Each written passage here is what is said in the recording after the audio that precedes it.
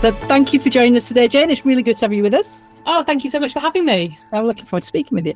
So can you tell us, first question, can you tell us a bit about the organisation that you're working with at the moment and what your challenges are, what you're grappling with currently, please? Yeah, so I'm the CEO of the Elephant Group, which is a charity that supports bright young people in state schools who may face barriers to accessing top universities. And we're a partnership of schools, universities, industries and charities which come together to co-create innovative solutions to university access challenges.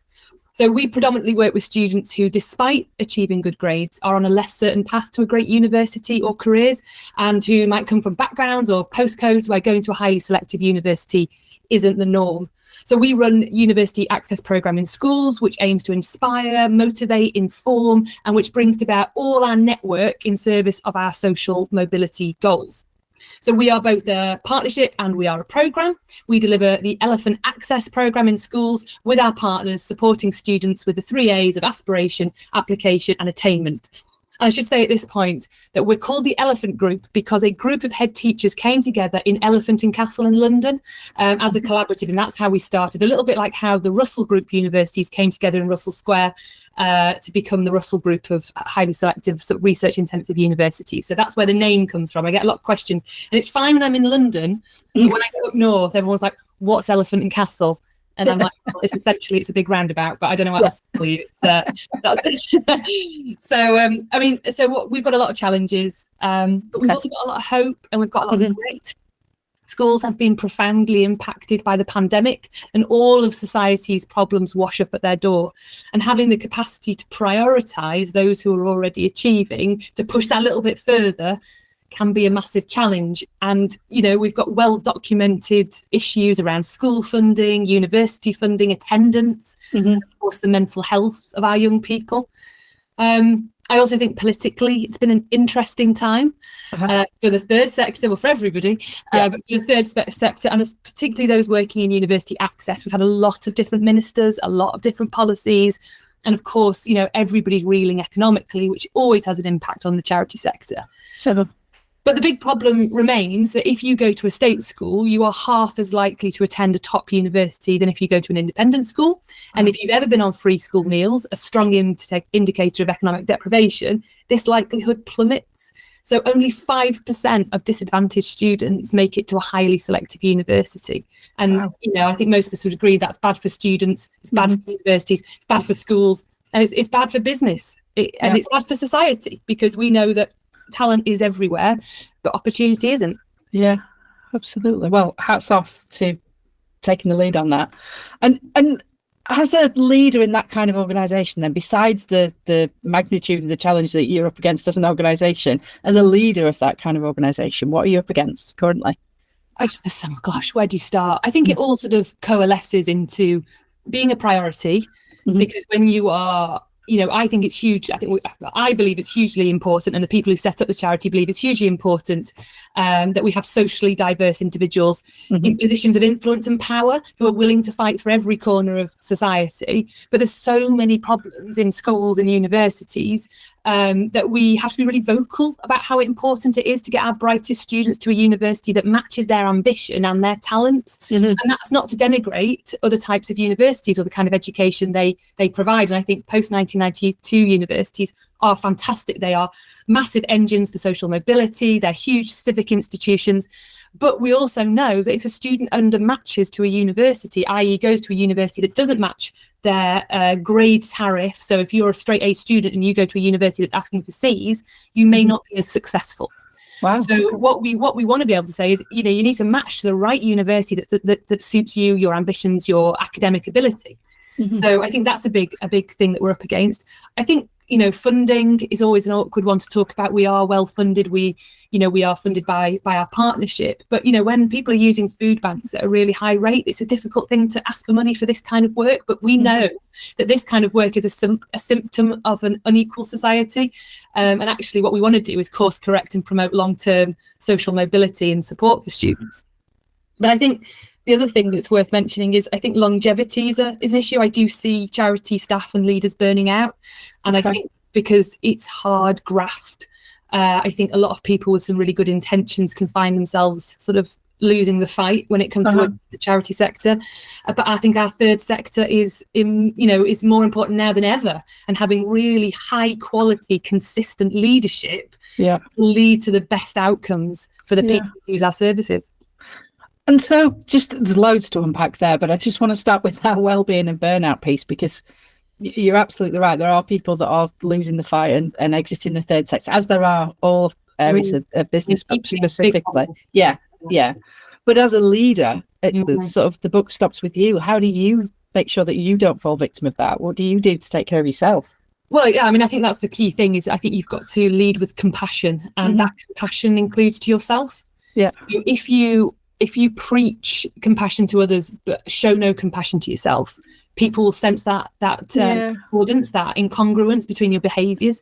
And I don't think you do anybody any favours. I think there's a big difference between working hard, committing yourself, and sometimes we have to put those hours in as leaders, and sort of sacrificing yourself at the altar, which doesn't do anybody any good. And I think when you lose compassion for yourself, you tend to lose patience and compassion for others.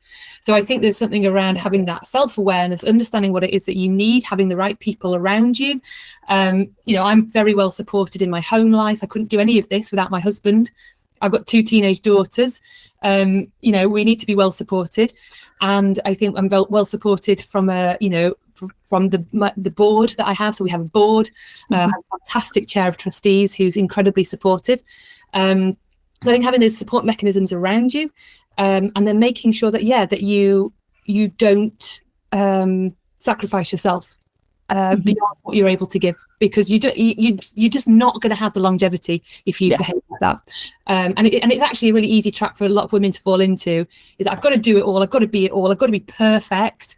Don't let me ever upset anybody at any point ever. And actually you just can't live like that. Not for long. Not for very long. Like people do. You see people, they burn bright and then they're gone, and you see why. So I think having that sort of and I think that also has a profound impact on your ability to lead other people. Because you cannot lead people if you are broken. Yes, good point. That's soundbite and a half, that one. and so tell us about your journey then, Jayne. So degree in psychology, University of Sheffield.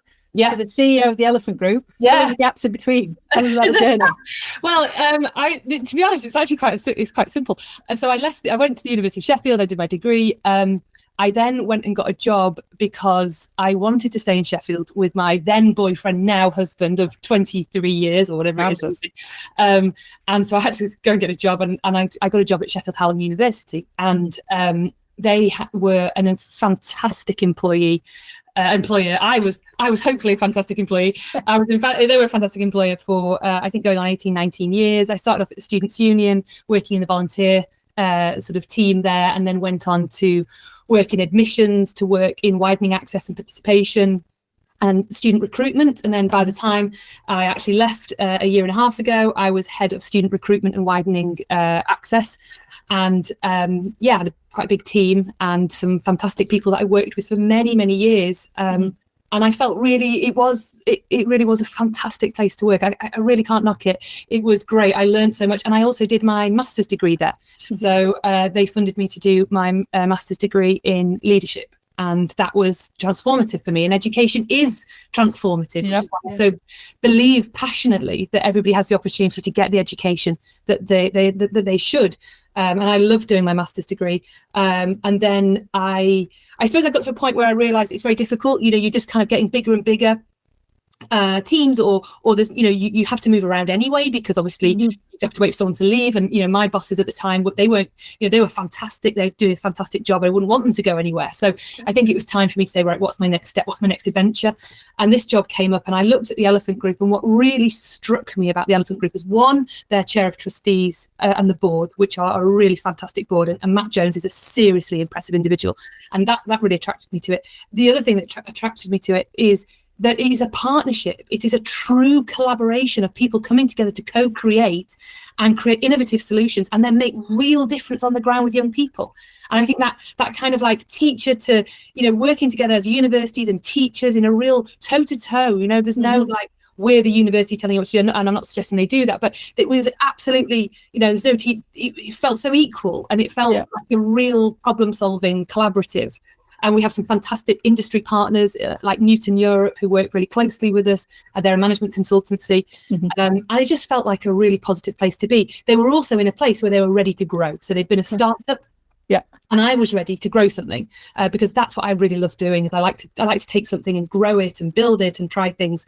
And they were at the right time for me, and I was the right time for them, I think. Amazing. And so where did the leadership... how do I phrase this? When did you get bitten by the leadership bug?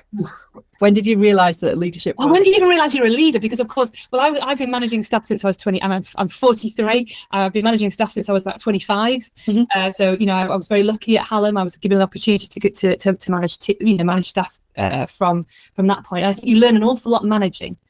Because I'm one of those people who believe that management and leadership are quite different things. They require different sort of skills and abilities, but you also see the impact of leadership, So when you are a follower, you look and you see leadership around you, and you take from that and say, wow, that really works, or I really like to see that kind of leadership. So I think being very lucky to have fantastic leaders at Hallam. And then as I was subsequently promoted to a certain point that you realise, I'm not managing so much anymore. I'm now leading. Then I think I loved it, and it felt very natural. And I think that there was various points in my career. I remember someone coming up to me once and say, you need to be really careful what you do and what you say, because people are following you. Before I was in a leadership position, when I was a manager. And I remember being quite struck by that. It hadn't even occurred to me that without that positional power of leadership, that you could actually act as a leader, just from the fact that people were willing to lead you. So that I think that kind of led me to my sort of strong belief that, that followership is the heart of leadership. Yeah, absolutely. And so in terms of a blooper reel, if there was one, of your leadership career, Lord. Are there any mistakes, any if I knew then what I know now moments that listeners could take? Yeah, okay. I feel like this could be the whole podcast. Everything I've ever done wrong. It'd be quite cathartic for me. Go for it. Okay, so I think the first mistake that I made is to believe that you can lead through pure force of will or personality. And I think having a strong will it can be really useful. I think having a big personality can be great. So can having a small personality, that's who you are. But I also think that when you have strong beliefs and when you have passion, you have to tread a very fine line between being the fire and being on fire, or setting other people on fire. Great analogy. So I definitely have a sharp side to me. If there was a spectrum of fight or flight, I'm on fight. I worked in a couple of rough pubs in my time, and I'm definitely the one who's going to jump in and try and split everybody up. Yeah. So I think in my blooper reel, there've probably been definite moments of me getting quite frustrated, and I can think of some board meetings that I would not like to have been recorded or shown back to me. My slightly less finer moments. So I think there's something there around not using the fire carefully, not being a steamroller. You've got to bring people with you. You've got to again act with compassion for yourself and others. I do remember quite a funny one where I accidentally gave a team a name during a restructure, which spelt a very rude word, and turning up to a meeting with the staff who were being restructured, and the first thing they said was, "Why did you call us a bunch of?" Word was, and I just sat there like frozen, like, what? How did I miss that? Like, how do you possibly miss that? I'm feeling really quite humiliated by that. But how do you do that? Like, these things happen. But I think I've also suffered quite big dips in confidence. I think particularly as women in leadership, you've got to be careful not to lose yourself, and I think you've got to be careful not to try to be assimilated by what is the current fashionable model of leadership. And I think being true to yourself is, I know it's a cliche, but it is really true, because if you don't, I think it undermines you as a leader and as a person. So I think you've really got to be true to yourself, and you've got to again treat yourself with care and love, to say, well, I am who I am, and I am somebody who doesn't recognize rude words in acronyms. So there we go. That's just me. It's authenticity though, isn't it? If people can sense inauthenticity, a mile off. And like you said, going back to the followership, people aren't going to follow people that are inauthentic, or at least they're not going to do that for very long. No. Yeah. And so your leadership style then, is that informed by, was it informed by your masters? Is it something that's grown organically? Where does that style come from? I think it came organically. I think it came from observing leaders. You know, I was lucky enough to work in a large institution with lots of different types of leaders. We had an amazing vice chancellor in Chris Husbands, a real, you know, if that was a fantastic, you know, demonstration of a strong leader. I had another woman that I worked with called Nicola Rawlins. There's two women called Carol and Kathy who had a job share leadership, and they were really, all of those people kind of had an impact on how, you know, that reflection of yourself, seeing what works, what's good. I think part of it was natural, of just how do I like to be treated as a human? Yeah. You know, this is called the human CEO. Well, I think this, you know, I'm passionate about the fact that we are all human beings, and we all just want to be treated like humans, right? So I think there's part of that. I think, so I think that probably, I think doing my masters gave me the right words to talk about leadership, you know, be able to talk about authenticity, be able to talk about, you know, having a strong strategic direction, about having clarity of goals, clarity of expectations. And actually, again, it's back down to defining these things that work in our lives. You know, if you honesty, integrity, clarity, strategy, consistency, you know, these are the things I look for in the people around me in my life. Yeah. Why wouldn't other people look for those things in their leader? You know, do I want a leader who's inconsistent? Do I want a leader who's going to fly off the handle? No, you want people who are going to be, you know, true to themselves, able to process their own emotions, be able to self-regulate, be able to say, this is a clarity, this is what we're doing. I'm there to make the difficult decisions, you know. You can't always be the most popular person in the room. You've got to sometimes say, well, this is where we're trying to get to. And ultimately, I always believe, you know, we're here in service of our staff and our teams. We're here in service of our organizations. Yeah. It's you know, there is a servant leadership role there, where you say, you know, you're actually, if you see yourself in that way and you put the ego to one side, which is really hard, then I think that you live a more authentic and a more enjoyable CEO-ship, because it is hard, and everybody knows that when the buck stops with you and you're the one who gets it in the neck when things go wrong, and so you have to have that authenticity, you have to have that integrity, otherwise like a ship on the sea, aren't you? And you're just tossed around. Yeah, absolutely. Brilliant. And so in terms of your influences then, are there leaders, past or present, famous or otherwise, that you particularly admire? And we've had the whole gamut. We've had my 3-year-old nieces demonstrating great leadership skills, to the Richard Bransons, to the Nelson Mandelas, and everything in between. Who stands out for you? Okay, so I'm going to tell you, I will tell you a bit of a story. So my grandmother, my grandmother's cousin, is a chap called Charles Evans, and he's subsequently Sir Charles Evans, and he was on the 1953 Everest expedition, and the famous one, the very famous one where they actually managed to summit, and he and his climbing partner were considered the strongest climbers in the expedition. So he went ahead of Edmund Hillary and Tenzing Norgay, and they climbed spectacularly well, he and his climbing partner. And they got within about 200 feet, I'm not sure if that's quite right, 200 or 300 feet of the summit. And Sir Charles found that the oxygen that they were carrying had frozen. So they were very, very sort of temperamental equipment. But they could see the summit. They could see glory. And Charles was the leader of the pair, the more senior climber. And he said, no, we're going back down. And his climbing partner was horrified. We can see, they could see the summit. It was that they'd given their all to get to where they were, in sight of the goal. And he turned them around and he got them back down. And there's video footage I've watched it, of them walking back down the mountain, just looking utterly dejected.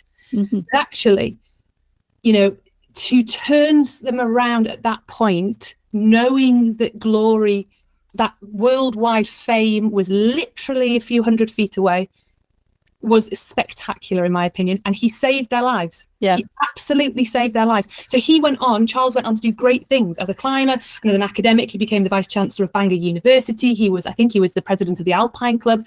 But that story always had a massive impact on me, because to be able to see fame and glory and all that stuff, But to put that to one side for your long-term goals of a life, of a family, of a career, is the manifestation of true leadership, true long-term leadership. And, you know, to put your ego to one side and make the right choice, you know, and I think it must have been a profoundly difficult choice for him to make. And unfortunately, I never met him. But, you know, I've always wondered whether he felt could he have made it? Does he ever regret it? But I do think that Everest is an amazing physical and, physical metaphor for leadership and career, because, you know, will you summit at the cost of everything else? Or will you use that journey to learn, to grow, to develop, to learn about yourself? So I think there's two different types of people who climb Everest. There's the, I want to summit, I'm going to own it, I'm going to have it, I'm going to consume it. And there's the people who say, I am in respect of the mountain. I am coming to the mountain in humility to say, how far can I go? What can I achieve? And most importantly, what am I going to learn in the process? That's an awesome analogy. That's a great analogy. I'm stealing that one, Jayne. You don't mind? He sounds incredible. Yeah, what a guy. Yeah, and like you say, it's putting the ego to one side. It's exactly that. Yeah, so hard. Amazing. And so I don't know if you're going to be able to follow that, but in terms of what I always want to understand is leaders are readers, and I want to understand what you're consuming or what you consumed in the past. So whether that's a book or a documentary, a podcast, what stood out to you? What's helped you in the past?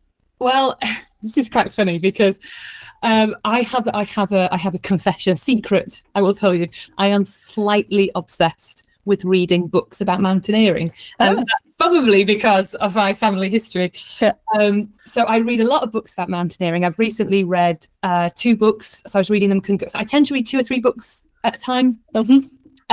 So I was reading The Beckoning Silence by Joe Simpson, and he's the guy who wrote Touching the Void, which is a really good book. But I really enjoyed The Beckoning Silence because this is about his attempt to climb the north face of the Eiger, which is a very big piece of rock, and lots of people have died on it. And I won't spoil it, but I think mountaineering is as much about failure as it is about success. And I think you get so much more, you learn. I've always felt you learn so much more from failing than you do from succeeding. And you know, if you were afraid of failing, no one would ever have climbed a mountain. And I've also been reading The Flame of Adventure by Simon Yates, who was actually Joe Simpson's climbing partner, who cut the rope on him. So he fell down in Touching the Void. He famously fell down a crevasse. Simon was kind of like, there was nothing he could do. He cut the rope. What he thought was doing was killing his partner, and off he schlepped. And interestingly, Simon Yates went immediately from Peru, where he cut the rope, to go and climb the north face of the Eiger, and did it with great success, which he describes in his book, which is, to read them together was a great combo of books. So I recommend reading any books or similar on mountaineering, because I think it really stimulates thought about risk, about teamwork, about what we're willing and not willing to give, and when, and to what. And I think there's a huge amount of synergy between mountaineering and leadership. And so whenever I'm feeling a bit, my husband always says he knows like how challenging work is by how many mountaineering books I'm reading at any one time. So if I ever put the mountaineering books down, I do read quite a lot of Ken Follett historical books, which just sort of ramble on and on about the 13th century or something. I quite enjoy those as well. But he says once the mountaineering books all come out, and if I start rereading them, he says he knows things must be a bit tricky, because I just find it very comforting to read those books, and very stimulating of those thoughts. Risk, how much risk, what to take, what to give. So for me, that's my little secret. Amazing. I've not put the two together. I should have, but I've not put the two together. But yeah, fantastic. Thank you for those recommendations. And so what's going to be happening over the next 6, 9, 12 months at the Elephant Group that you can share with us, or how can people get involved? Or we would love some insight. Joy, we are a partnership, and you know, if anybody has been interested in what we're doing and how we're doing it, please do get in touch. As I say, we are a partnership, and we are really interested in industry partners who are going to work with us. Particularly those people looking for a diverse, talented workforce, and I mean diverse in all its senses, as well as ethnically, but socially diverse, regionally diverse workforce. We work in London, we work in the Midlands, and all the way across the belly of the country, and then all the way up Yorkshire and the North East. So, we will be continuing. Well, we're doing a couple of things. The first thing we're doing is something which I think is super important when you're growing, coming from a startup to a larger business or charity, is that we're growing a really strong organizational base. So I am passionate about efficiency and making sure that people have got really effective and efficient mechanisms in which to work in order for them to be their best selves at work. Yes. So you don't come to work having to do the same thing 100 times in 100 different ways, when actually there's one way of doing it, and let's look at that. Yeah. So that's the piece of work we're doing at the moment. It's not sexy, it's actually quite painful going through that process. But we've got a fantastic, we've just had a fantastic new hire who's come in and is massively supporting us to kind of get all that sorted out. So it's basically all the boring bits. So we want to make sure that all the team are super well trained, really well supported as we go into the next year. And into that next year, we're going to be doing a lot of evaluation. So evaluating and renewing our programs in schools, making sure that they're leveraging all that rich data that we collect, making sure that we're doing what we're saying we're doing, you know, that evaluation is true, that we can see where that dial is moving, what impact are we having on these young people. And we're hoping to grow. I've been brought in to develop and grow this organisation. So we're hoping to grow our network of schools, universities and industry partners. We're introducing a new product to support GCSE and A-level attainment called the Meta Method, which teaches really powerful metacognitive techniques and learning and revision techniques. So that's a new thing I've brought on board, which I've been working on this year with our partners, HEPSI, who are the Higher Education Progression Partnership South Yorkshire. So we're doing a great piece of work with them, who are a Uni Connect. So yeah, a lot is happening, and we're going to do all of that and continue to be kind to ourselves and to each other.